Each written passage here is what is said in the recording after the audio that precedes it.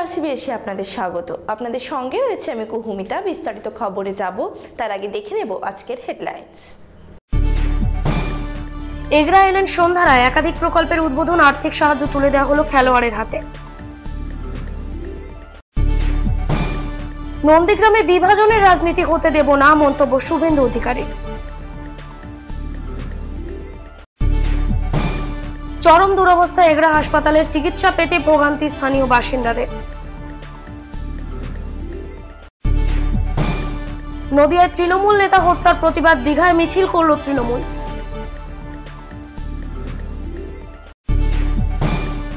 পাঁশকুড়ায় hawker সমাবেশ, দাবি দেওয়া সুযোগ সুবিধা নিয়ে আলোচনা।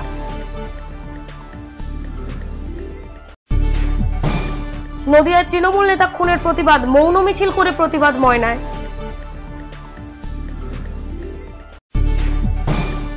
কর্মী ছাঁটাইয়ের বিরুদ্ধে প্রতিবাদ মিছিল করল শ্রমিক ইউনিয়ন।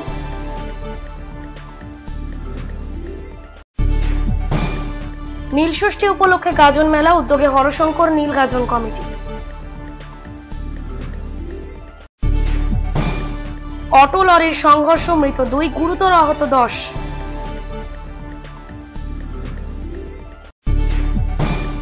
ঘুষ নিতে গিয়ে হাতে নাতে পাকড়াও আবগারি আধিকারিক, একাধিক জায়গা থেকে টাকা তোলার অভিযোগ। সীমানা নিয়ে দোটানা, দীর্ঘদিন ধরে সংস্কার হয়নি রাস্তা, চরম সমস্যায় স্থানীয় বাসিন্দারা। তরমুজ চাষে উৎসাহী চাষিরা, পলিমালচিং পদ্ধতি ব্যবহার করে করা হচ্ছে এই চাষ, উদ্যোগে কৃষি দপ্তর। আসছে বিস্তারিত খবরে। এগরা এলেন সাংসদ সন্ধ্যা রায়।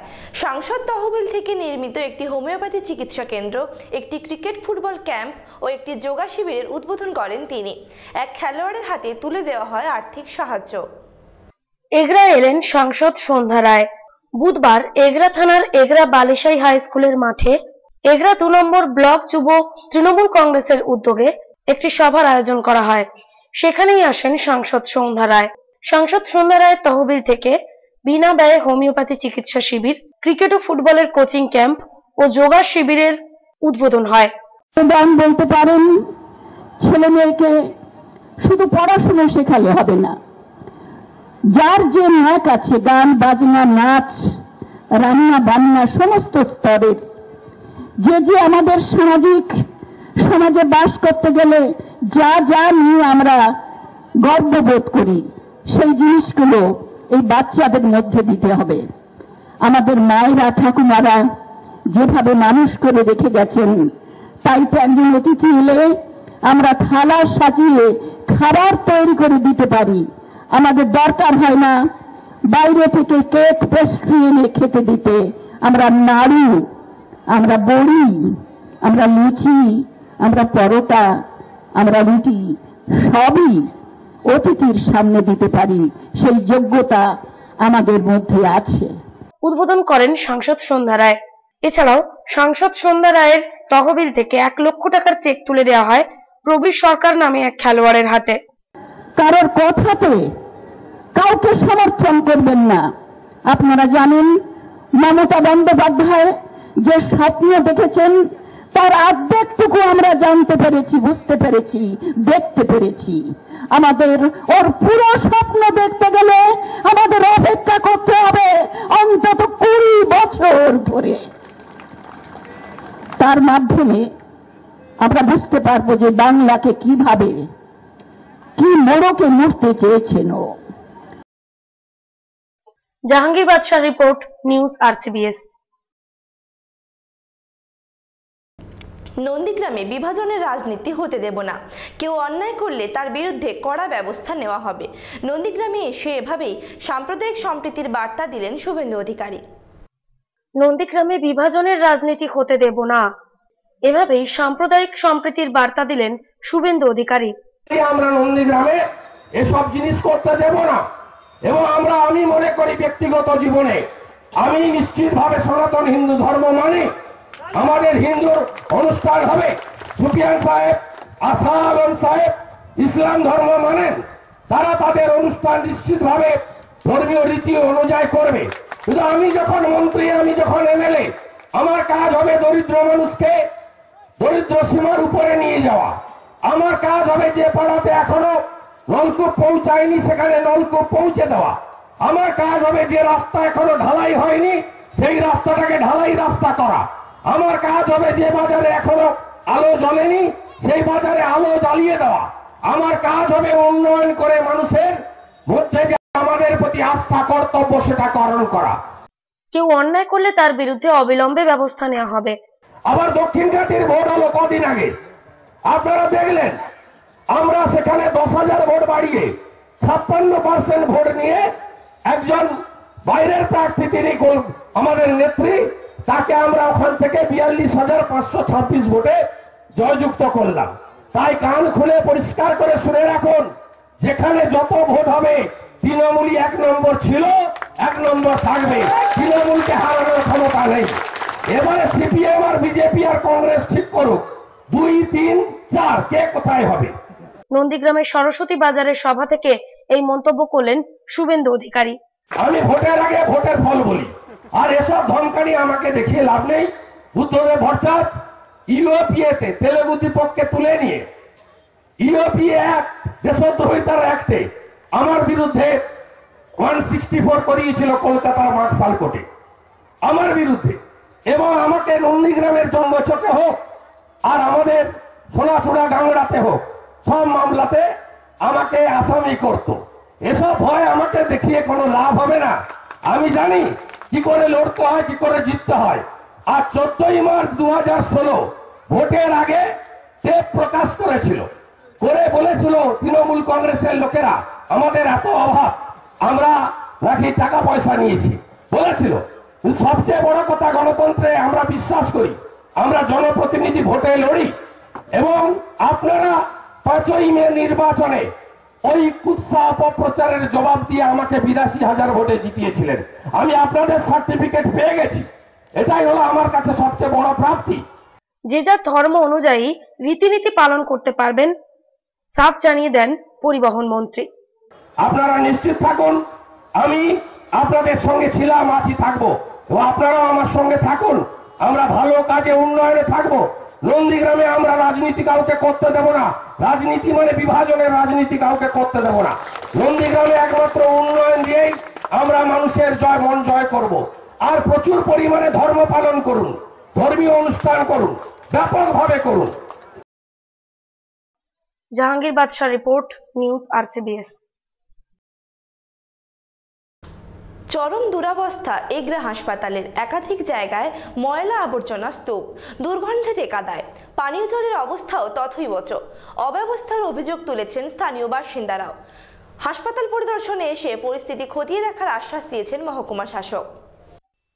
নামী মহকুমা হাসপাতাল, অস্বাস্থ্যকর পরিবেশে রোগীদের সুস্থ হওয়া তো দুরস্থ, বরং আরো অসুস্থ হয়ে পড়েন তারা।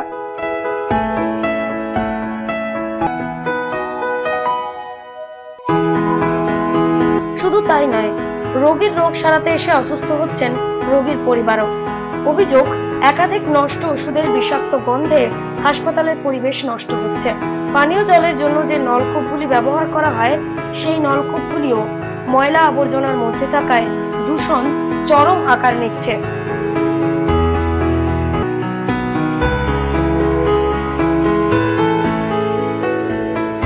সেই জল আবার পানীয় জল হিসেবে ব্যবহার করছেন রোগী ও তার পরিজনেরা। অপারেশনের পর শরীরের বাতিল অঙ্গগুলি হাসপাতালে যত্রতত্র ফেলার অভিযোগ উঠেছে, যার ফলে পচা গলা গন্ধে দূষণ ছড়াচ্ছে গোটা হাসপাতাল চত্বর জুড়ে।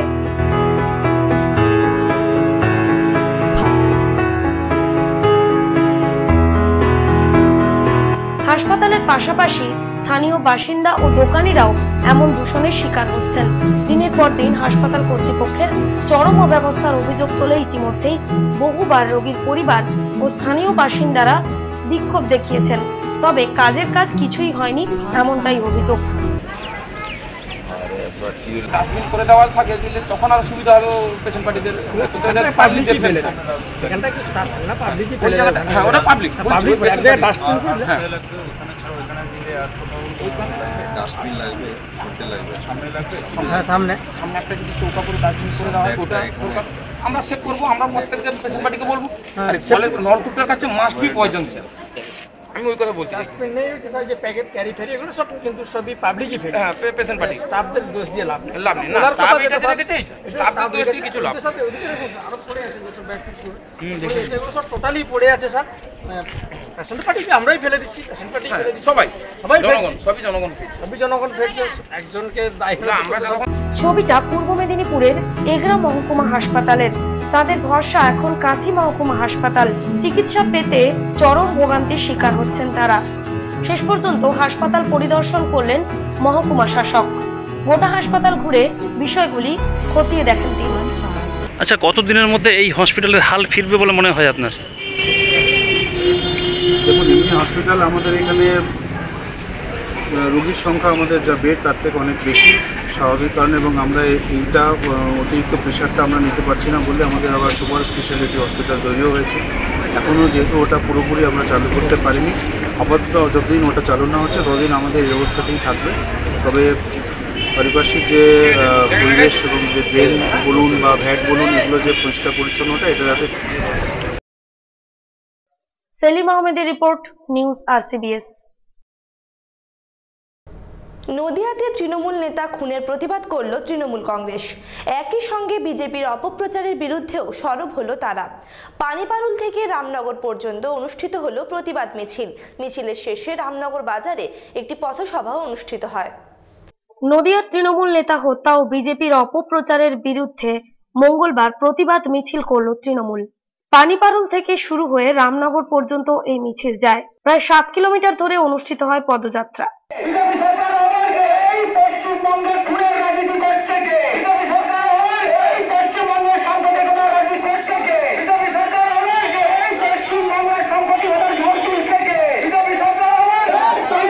মিছিলে পা মেলান প্রায় 105 কর্মী সমর্থক। মিছিল শেষে রামনগর বাজারে একটি পথসভার আয়োজন করা হয়। এই পথসভায় প্রায় 1000 খানেক কর্মী সমর্থক যোগদান করেন।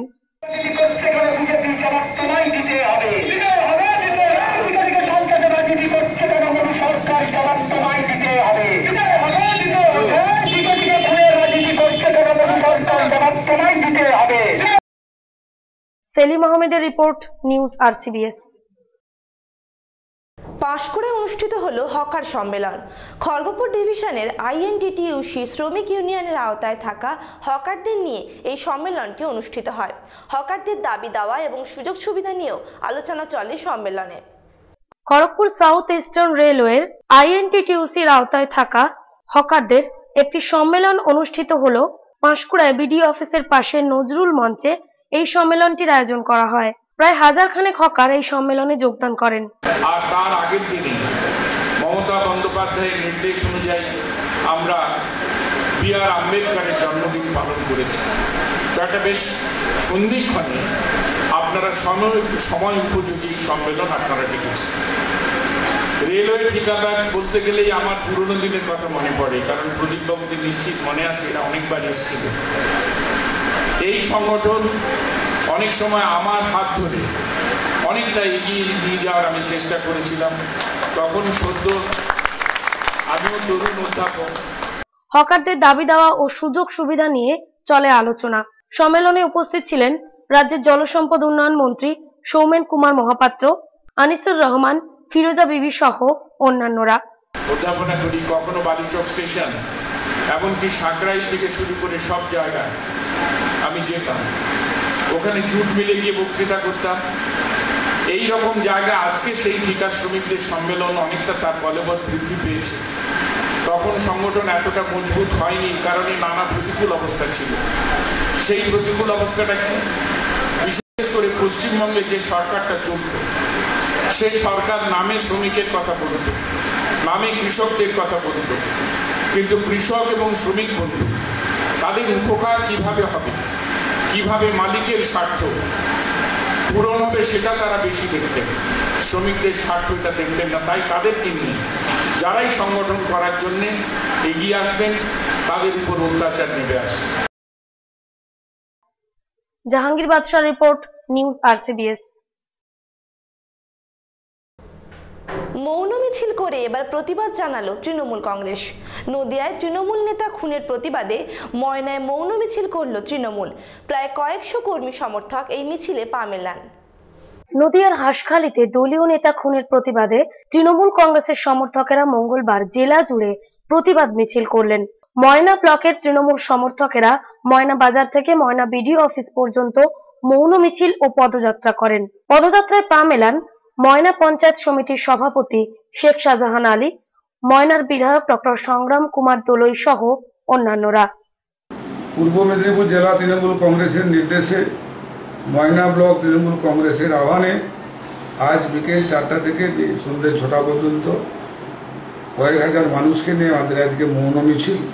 বিজেপি, সিপিএম এবং অন্যান্য রাজনৈতিক দল উৎসাহ অপপ্রচার এবং নদিয়া জেলার হাঁসখালি ব্লকের বগুলা গ্রাম পঞ্চায়েতের প্রধান এবং ওই এলাকার তৃণমূলের ব্লক সভাপতি দিলীপ বিশ্বাসের খুনের প্রতিবাদে এই মৌন মিছিল এবং পদযাত্রা। এই মৌন মিছিলে আমাদের সমস্ত প্রধান, অঞ্চল সভাপতি, ব্লক নেতৃত্ব, পঞ্চায়েত সমিতির সভাপতি সবাই উপস্থিত ছিলেন। অসিত বেরা ও যাদব বেরার রিপোর্ট, নিউজ RCBS। মিথ্যে অভিযোগে কর্মী ছাঁটাইয়ের প্রতিবাদে সরব হলো একাধিক শ্রমিক সংগঠন। শ্রমিক সংগঠনগুলির উদ্যোগে বুধবার বিকেলে একটি প্রতিবাদ মিছিল অনুষ্ঠিত হয়। মিথ্যে অভিযোগে কর্মী ছাঁটাইয়ের বিরুদ্ধে সরব হলেন তারা। মিথ্যা অভিযোগে শ্রমিক ছাঁটাইয়ের প্রতিবাদ করল শ্রমিক ইউনিয়ন। শ্রমিক ইউনিয়ন সমূহের ডাকে তমলুকে অনুষ্ঠিত হলো প্রতিবাদ মিছিল। প্রতিবাদী আমাদের সংগ্রাম চলছে চলবে, ভারতীয় শ্রমিকদের উপর মিথ্যে মামলা প্রত্যাহার করার দাবিতে আমাদের সংগ্রাম চলছে চলবে, ভারতীয় কারখানায় 31 জন শ্রমিক স্বাধীন নিঃশর্ত মুক্তির দাবিতে আমাদের সংগ্রাম চলছে চলবে, আরে চক্রান্ত মালিকের বিরুদ্ধে প্রতিবাদের দাবিতে। পূর্ব মেদিনীপুর জেলা প্রশাসনিক ভবনের সামনে থেকে হাসপাতাল মোড় পর্যন্ত একটি মিছিল অনুষ্ঠিত হয় বুধবার। বিভিন্ন ইউনিয়নের কয়েকশো সমর্থক এই মিছিলে পা মেলান।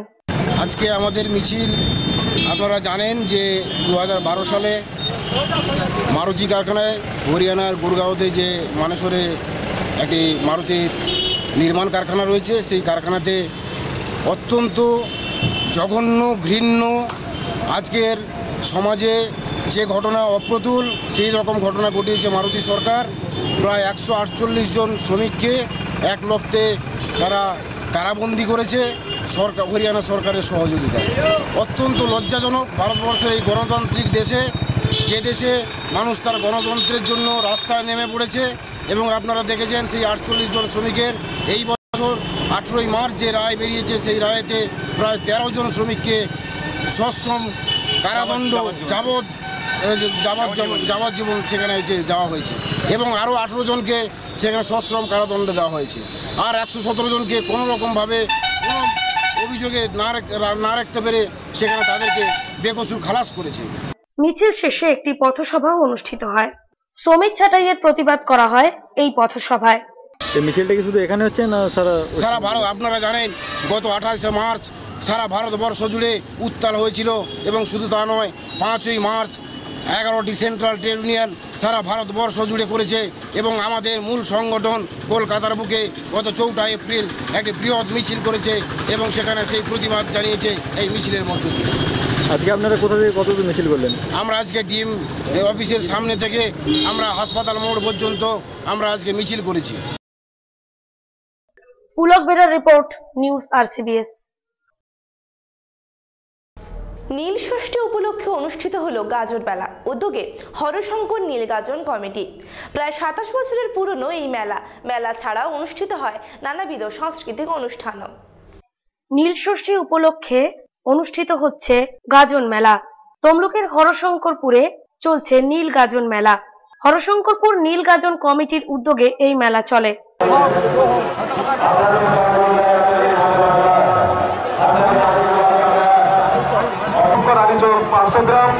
সোহম মন্ডল প্রসাদ চোখ 250 গ্রাম, রিয়া মন্ডল প্রসাদ চোখ 250 গ্রাম।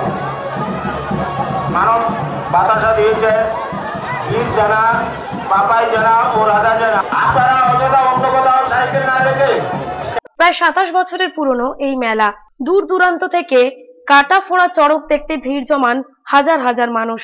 মেলার সাথে সাথে অনুষ্ঠিত হচ্ছে নানাবিধ সাংস্কৃতিক অনুষ্ঠান। তা দেখতে প্রতিদিনই ভিড় জমাচ্ছেন অসংখ্য মানুষ।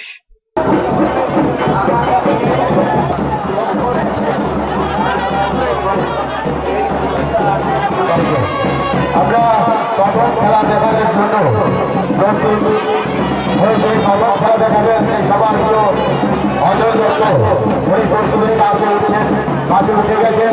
এখন পর্যন্ত যারা আপনাদের সবার প্রিয় সবাই মনে ধরে রাখার মতো খেলা উনি দেখাবেন। সবাই বাস্তবরাম সমুদ্র কুমোরচুক আড়াইশোগ্রাম। জাহাঙ্গীর বাদশাহ রিপোর্ট, নিউজ RCBS। ঘুষ নিতে গিয়ে হাতে নাতে ধরা পড়ল আবকারি দপ্তরের ডেপুটি কালেক্টর। তার অফিস এবং বাড়ি থেকেও কয়েক লক্ষ টাকা উদ্ধার করা হয়েছে। অভিযোগের ভিত্তিতে ফাঁদ পেতে তাকে হাতে নাতে ধরে ফেলে অ্যান্টি করাপশন ডিপার্টমেন্ট। ঘাটালে ঘুষ নিতে গিয়ে হাতে নাতে ধরা পড়লেন আবকারি আধিকারিক। আবকারি দপ্তরের ডেপুটি কালেক্টর অশোক কুমার দের বিরুদ্ধে এই অভিযোগ উঠেছে। বুধবার দুপুর 4টে নাগাদ 6,000 টাকা ঘুষ নেওয়ার সময় হাতে নাতে ধরে ফেলে অ্যান্টি করাপশন ডিপার্টমেন্ট। এরপর তাকে জিজ্ঞাসাবাদ করে আরো 6,47,000 টাকার মতো উদ্ধার করা হয়। ওই আধিকারিকের বাড়ি থেকে পাওয়া যায় প্রায় 90 লক্ষ টাকা। অভিযোগ, একাধিক ব্যবসায়ীর কাছ থেকে জোর করে টাকা নিতেন ওই আধিকারিক। অভিযোগ পাওয়ার পরই ফাঁদ পাতে অ্যান্টি করাপশন ডিপার্টমেন্ট। শেষ পর্যন্ত বুধবার সেই ফাঁদে পা দেন ওই আবকারি আধিকারিক। লোকের টাকা আপনি রেখেছিলেন? আমার কাছে রেখেছেন ব্যবসায়িক কারণে। হ্যাঁ হ্যাঁ, ব্যবসায়িক কারণে। কি ব্যবসা আপনার? আমার ব্যবসা না, তাহলে আমার আত্মীয়। ওই টাকার হিসাব আপনি দিতে পারবেন? হ্যাঁ, আপনি কথা বলে গেল কারা চক্রান্ত করলো? কারা চক্রান্ত করলো? কারা চক্রান্ত করলো? লাইসেন্সিরা। এত টাকা আপনার বাড়ি থেকে উদ্ধার হলো কিভাবে? আপনার অফিস থেকে। জাহাঙ্গীর বাদশাহ রিপোর্ট, নিউজ RCBS। লরির ধাক্কায় মৃত্যু হলো 2 স্কুল পড়ুয়ার, আহত আরো 10 স্কুল ছাত্রছাত্রী। নিয়ন্ত্রণ হারিয়ে উল্টো দিক থেকে আসা একটি লরি ধাক্কা মারে ছাত্রছাত্রী বোঝাই একটি অটোতে। তাতেই মৃত্যু হয় 2 স্কুল ছাত্রছাত্রীর। আহতদের মেদিনীপুর মেডিকেল কলেজ হাসপাতালে ভর্তি করা হয়েছে। ঘটনায় উত্তেজনা ছড়িয়েছে এলাকায়। মর্মান্তিক দুর্ঘটনায় পশ্চিম মেদিনীপুর জেলার ভাদুতলাতে মৃত্যু হলো 2 জনের, গুরুতর আহত আরো 10 ছাত্রছাত্রী। কিভাবে ঘটনা? এটা লরিটা আসতেছিল, লরিটাকে ওখানে ঘিরতে গেছে রেলিংটা দিয়ে, রেলিংটা লরিটা চাকায় ঢুকে যেত, নিয়ন্ত্রণ হারিয়ে অটোটাকে ধাক্কা মেরেছে। কারা ঘিরছিল লরি? ওটা সিভিক পুলিশ। এই পুলিশরা ঘিরছিল লরিটা? কোন থানা সিভিক পুলিশ? বৃহস্পতিবার সকাল 10:30 নাগাদ ভাদুতলাতে 60 নম্বর জাতীয় সড়কে ছাত্রছাত্রী বোঝাই একটি অটোতে ধাক্কা মারে উল্টো দিক থেকে আসা একটি লরি। ঘটনায় মৃত্যু হয় 2 জনের, গুরুতর আহত আরো 10 ছাত্রছাত্রী। এরা প্রত্যেকেই ভাদুতলা বিবেকানন্দ বিদ্যাপীঠের ছাত্রছাত্রী। ছেলে মেয়ে, তাই তো? কতজন ছিল এই অটোতে? 13 জন। আচ্ছা, তারপরে? 13 জন ছিল। ওরা পরীক্ষা ছিল ফার্স্ট সামেটিভ, তারা পরীক্ষা দিতে গিয়েছিল। চকের কাছে উল্টো দিক থেকে একটা রেকলেস ড্রাইভিং করে আসা ট্রাক, তার চাকা টায়ার ফেটে যায় এবং সে সরাসরি একবারে টিচার অটোর উপরে উঠে যায়, একবারে স্পেস্ট হয়ে যায়, দুটো গাড়ি উল্টে যায় ছোট একটি খাদে এবং সেখানে অলমোস্ট সবাই ইনজিওর হয়। প্রাথমিক চিকিৎসার পরে 5-6 জন সুস্থ আছে, মোটামুটি ভালো, আর সবার অবস্থাই এখন সম্পর্কে। তো এই খবর আপনাদের কাছে যখন পৌঁছয়, এই সংবাদ, তখন আপনাদের মানে কীরকম, কি আপনাদের শিক্ষক হিসেবে কীরকম? আমাদের প্রাথমিকভাবে মনে হয়েছে ছেলেমেয়েগুলিকে আগে হসপিটালে নিয়ারেস্ট হসপিটালাইজ করার জন্য লোকাল ছেলেপুলেরা প্রচুরভাবে হেল্প করেছে, তারাই নিয়ে এসছে প্রথমে। তারপরে এসে ডাক্তারদের এখানে সহযোগিতা এবং নার্সদের সহযোগিতাতে বেশ খানিকটা অবস্থা রিকভার করা গেছে। আহতরা ভর্তি মেদিনীপুর মেডিকেল কলেজ হাসপাতালে। ঘটনার পর 60 নম্বর জাতীয় সড়ক অবরোধ করে রাখেন উত্তেজিত স্থানীয় বাসিন্দারা। পুলিশ পৌঁছলে পুলিশের গাড়িতেও চড়াও হন তারা। এলাকায় পৌঁছয় বিশাল পুলিশ বাহিনী। দুর্ঘটনায় মুখ্যমন্ত্রীও খুব দুঃখিত, মর্মাহত, এবং সরকার চাচ্ছে এই দুর্ঘটনা কবলিত পরিবারকে সুনির্দিষ্টভাবে সহযোগিতা করবেন। মুখ্যমন্ত্রী সুনির্দিষ্টভাবে সহযোগিতা করবেন। আমরা মুখ্যমন্ত্রীর কাছে আবেদন করেছি, উনিও বলেছেন যে আমরা এই দুর্ঘটনা কবলিত পরিবারগুলোকে আমরা সরকার থেকে সহযোগিতা এবং সাহায্য করব, যাতে কারোর কোনো অসুবিধা না হয় সেটা সরকার দেখবেন। জাহাঙ্গীর বাদশাহ রিপোর্ট, নিউজ RCBS। দীর্ঘদিন বেহাল দশা 3 কিমি মাটির রাস্তার। প্রায় 25 বছর ধরে এক ঝুড়ি মাটিও পড়েনি ওই রাস্তায়। বারবার প্রশাসনকে এ ব্যাপারে জানিয়েও কোনো লাভ হয়নি বলে অভিযোগ স্থানীয় বাসিন্দাদের। বর্ষার দিনে চরম ভোগান্তির সম্মুখীন হন স্কুল ছাত্রছাত্রী থেকে শুরু করে এলাকার বাসিন্দারা। রাস্তা তুমি কার, এই টানাপোড়েনের জেরে রাস্তায় প্রায় 25 বছর ধরে এক ঝুড়ি মাটিও পড়েনি বলে অভিযোগ।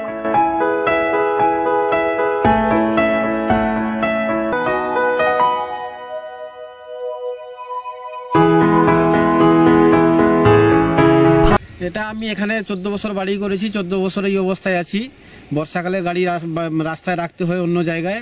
আমরা মানে কাদায়, খুব একাটু কাদায় মানে বর্ষার সময় যাতায়াত করতে হয় আমাদেরকে। খুব অসুবিধা, বাচ্চারা স্কুল যেতে পারে না, স্কুল ছুটিও হয়ে যায়, কাদায় যেতে পারে না, বাচ্চারা কি করবে। পঞ্চায়েতকে বলেছেন? হ্যাঁ, পঞ্চায়েতকে বলেছি, এমএলএ কে বলেছি, প্রধানকে বলেছি, কোনো এর সুরক্ষা ব্যবস্থা মানে ওরা নিচ্ছে না। কেন, কি কারণে? কারণটা বলতে পারছি না, মানে হ্যাঁ, কারণটা বলতে একটা কি, এটা 2 নম্বর আমাদের এদিকে আর 5 নম্বরটা ওদিকে, রাস্তার এপাশ আবার 2 নম্বর 5 নম্বর নিয়ে সমস্যা চলছে। 5 নম্বরে আমরা অবজেকশন জানিয়েছি, 2 নম্বরেও জানিয়েছি, কিন্তু কোনো দিক থেকে আমাদের কোনো ব্যবস্থা নিচ্ছে না রাস্তা। চণ্ডীপুর থানার নেতুড়িয়া অঞ্চলের 2 নম্বর বোরজ গ্রাম পঞ্চায়েত ও 5 নম্বর ঈশ্বরপুর গ্রাম পঞ্চায়েতের মাঝ বরাবর রয়েছে এই 3 কিলোমিটার মাটির রাস্তা। লোকজন যাবে, একটা বাচ্চা কাচ্চা স্কুল যাবে, সে যদি রাস্তায় কাদা রাস্তায় পড়ে যায় 100 বার, তাহলে কি করে বাঁচবে?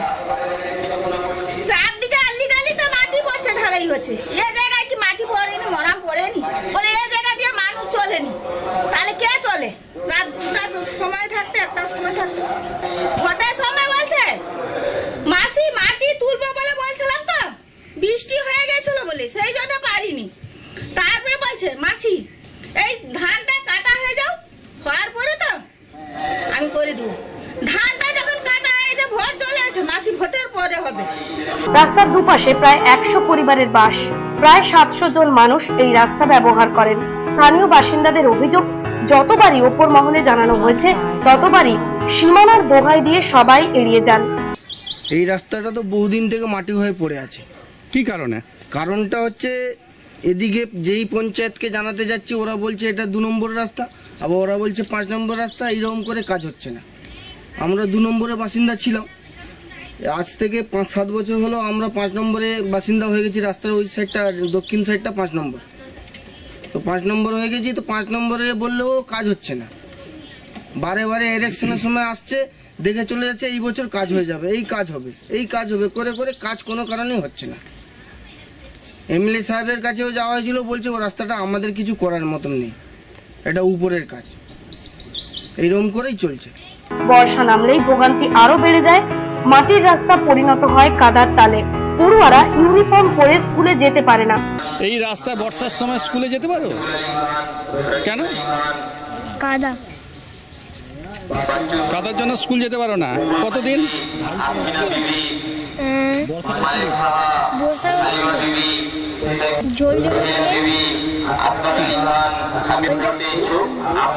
এই অঞ্চলে রোগী দেখতে আসতে ভয় পান ডাক্তার বাবুরা।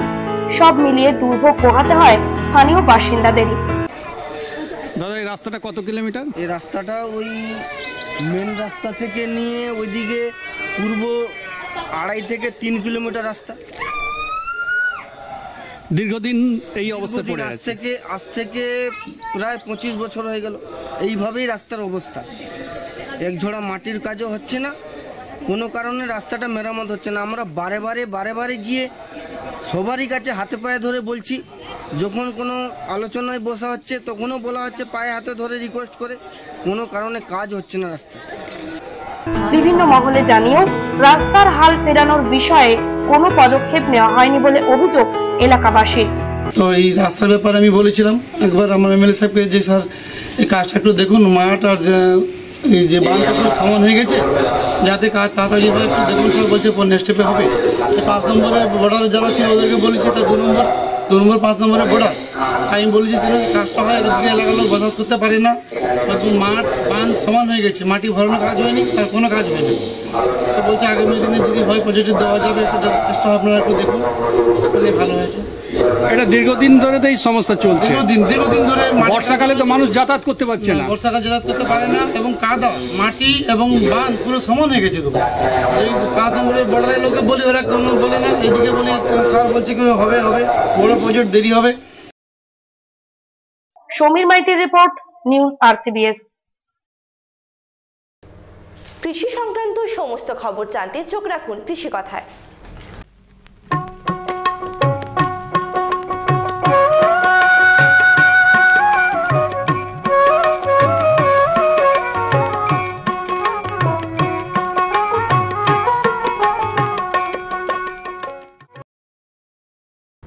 তরমুজ চাষে উৎসাহী হচ্ছেন কৃষকেরা।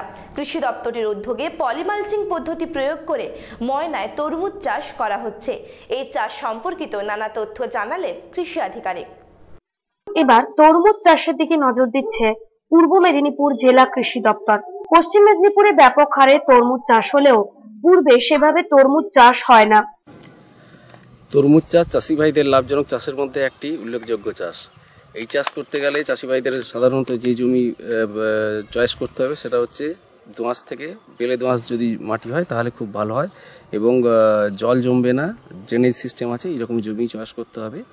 এবং এই চাষ করতে গেলে চাষি ভাইদের জমি তৈরি করতে হবে, খুব ঝুরঝুরে করে মাটি তৈরি করতে হবে এবং যথেষ্ট পরিমাণে জৈব সার, যার যেরকম ক্ষমতা যতটুকু বেশি জৈব সার দেওয়া যায়, জৈব চাষের উপরে সারের উপরে যদি এটা চাষ করা যায় মেনলি অনেকটা ভালো কাজ হয়। এবং সঙ্গে সঙ্গে রাসায়নিক সারও দিতে হবে এবং রাসায়নিক সার দিতে গেলে যেটা দেখতে হবে সবথেকে যতটা কম রাসায়নিক সার দিয়ে চাষ করা যায় ততটাই ভালো, কারণ জৈব চাষের উপর এখন গুরুত্ব দিতে হবে। জৈব সারের পরিমাণ বেশি পরিমাণে বাড়াতে হবে এবং রাসায়নিক সারের পরিমাণ ধীরে ধীরে কমাতে হবে। এবার কৃষি দপ্তরের উদ্যোগে বিভিন্ন প্রকল্পের মাধ্যমে পলিমালচিং পদ্ধতি প্রয়োগ করে তরমুজের চাষ করা হচ্ছে ময়নায়। সার যেহেতু এখানে পলিমালচিং করতে গেলে নর্মাল পদ্ধতিতে যে সার লাগে সাধারণত তরমুজে 150-50 এই হিসেবে NPK পার হেক্টরে লাগে। এখানে প্রায় হাফ নাইট্রোজেন এবং সমস্ত ফসফেট এবং পটাশটা পার হেক্টরে জমি তৈরি করার সময় দিয়ে এবং যথেষ্ট পরিমাণে জৈব সার দিয়ে আমরা জমি তৈরি করি এবং পরে যে চাপান সারের জন্য বাকি নাইট্রোজেনটা লাগে নর্মাল পদ্ধতিতে চাষ করার ক্ষেত্রে, কিন্তু এখানে কিন্তু না দিলেও চলে। যদি দেখা যায় গাছ খুব হলুদ হয়ে যাচ্ছে এবং নাইট্রোজেনের খুব অভাবের জন্য হলুদ হচ্ছে, তাহলে আমরা 2% ইউরিয়ার সলিউশন করে এই গাছে স্প্রে করে দিলেও খুব সুন্দর পলিমালচিংয়ের ক্ষেত্রে গাছের গ্রোথ হয় এবং ফলনও খুব ভালো হয়। এছাড়া নর্মাল পদ্ধতিতে চাষ করতে গেলে যেরকম ঘাসের খুব উপদ্রব হয়ে থাকে এই তরমুজ চাষে, যেহেতু বেলে মাটিতে বা বেলে দোআঁশ মাটিতে চাষ হয়ে থাকে, সুতরাং এই পদ্ধতি চাষ করলে কিন্তু একটুও ঘাস হবে না। সুতরাং ঘাস মারার জন্য যে ওষুধ বা লেবার আমাদের খরচ হয় পলিমালচিংয়ে চাষ করতে গেলে কিন্তু সেই খরচটা থাকে না। এছাড়া জলের ক্ষেত্রে অন্তর্বর্তীকালীন পরিচর্যার ক্ষেত্রে জল সাধারণত নর্মাল পদ্ধতিতে আমরা সপ্তাহে 1বার থেকে 2বার জল দিয়ে থাকি, কারণ যেহেতু এটা ডিসেম্বরের দিকে লাগানো হয়ে থাকে এবং গ্রীষ্মকালে এটা ফলটা আমরা বাজারে পাই, সুতরাং গ্রীষ্মকালে এই প্রচণ্ড দাবদাহের হাত থেকে মুক্তি পাওয়ার জন্য প্রায়ই জল দিতে হয়। নর্মাল পদ্ধতিতে সপ্তাহে প্রায় 2বার জল দিতে হয়, কিন্তু পলিমালচিংয়ের ক্ষেত্রে সেই সুযোগটা আছে। জলের পরিমাণ যেহেতু কম লাগবে, কারণ যে নালা হয়ে যায় রিজেন ফার্ম মেথডে যে নালা হয়ে যায় সেই নালাতেই যদি আমরা 15 দিন বাদে 1বার জল দিলেও কিন্তু যথেষ্ট পরিমাণে। বর্তমানে পাঁশকুড়া ব্লকেও কৃষি দপ্তরের উদ্যোগে আত্মা প্রকল্পের আওতায় তরমুজের চাষ করা হচ্ছে।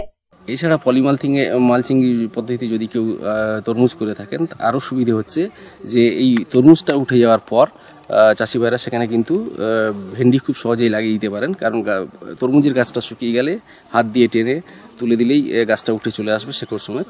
তারপর সেই যে ফুটোটা থাকলো সেই ফুটোটা একটু জল দিয়ে ঝাড়ি দিয়ে জল দিয়ে যদি আমরা ভেন্ডির বীজ লাগিয়ে দিই তাহলে কিন্তু খুব সহজেই চাষি ভাইরা অন্য কোনো রাসায়নিক সার সেরকম অ্যাপ্লাই না করেও কিন্তু খুব সহজে অ্যাডিশনাল একটা ফলন পেয়ে যেতে পারেন। এবং তার জন্য খরচ কিন্তু পলিমালচিংয়ের প্রথম তরমুজের যে পলিমালচিংয়ের খরচ তার জন্য এক্সট্রা পলিমালচিংয়ের কোনো খরচ লাগছে না ভেন্ডি চাষের জন্য। সুতরাং খুব সহজেই চাষি ভাইরা অ্যাডিশনাল একটা ফসল পাচ্ছেন এবং আরও বেশি কিছু টাকা এই পদ্ধতিতে পেয়ে যাবেন চাষ। কিভাবে পলিমালচিং পদ্ধতি প্রয়োগ করে তরমুজ চাষ সম্ভব তা জানালেন কৃষি আধিকারিক। নর্মাল পদ্ধতিতে তরমুজ চাষের ক্ষেত্রে দেখা গেছে যে কাঠায় সাধারণত 1 কেজি 1000 টাকার মতো খরচ হয়ে থাকে সমস্ত কিছু মিলিয়ে, কিন্তু পলিমালচিংয়ের ক্ষেত্রে আমরা দেখছি যেহেতু পলিমালচটা ইউজ করা হয় সেই জন্য কাঠায় হয়তো 1200-1300 টাকা খরচ হয়ে যায় এক্সট্রা পলিমালচিংটা দেওয়ার জন্য, কিন্তু আখেরে দেখা যাচ্ছে যে সারের পরিমাণ কম লাগছে এবং জলের পরিমাণ কম লাগছে, ঘাস মারার ওষুধ দিতে হচ্ছে না। সেই হিসেবে যদি দেখা যায় তাহলে নর্মাল পদ্ধতিতে যদি আমরা কাঠাতে বা বিঘেতে আমরা যদি 30 থেকে 35 হাজার টাকার আমরা ফলন পেয়ে থাকি, কিন্তু পলিমালচিংয়ে চাষ করলে সেখানে আমরা 50 থেকে 60 হাজার টাকার ফলন পেয়ে থাকি। সাধারণত দেখা যাচ্ছে এখানে যে কাঠাপতি পলিমালচিংয়ের ক্ষেত্রে কাঠাপতি 5 কুইন্টালের মতো ফলন পাওয়া যাবে, কিন্তু নর্মাল পদ্ধতিতে যদি চাষ করি কাটা থেকে 2.5 থেকে 3 কুইন্টাল অবধি ফলন পাওয়া যায়। সুতরাং পলিমালচিংয়ের ক্ষেত্রে খুব সহজেই একটু যদি প্রথম ক্ষেত্রে একটু বেশি যদি খরচ মনে হয়ে থাকে, কিন্তু আলটিমেটলি যখন ইল্ড হয় সেই ইল্ডের পরিসংখ্যান অনুযায়ী দেখা যায় তাহলে কিন্তু পলিমালচিংয়ের ক্ষেত্রে ইল্ডের পরিমাণ অনেক বেশি। সেই জন্য চাষি ভাইরা লাভের মুখও নর্মাল পদ্ধতির থেকে পলিমালচিংয়ে যদি কেউ তরমুজ চাষ করে অনেকটা বেশি লাভের মুখ দেখবেন। প্রসূন ব্যানার্জির রিপোর্ট, নিউজ RCBS। আজকের মতো নিউজ RCBS এ পর্যন্তই। দেখা হবে আগামীকাল ঠিক এই সময়। নমস্কার।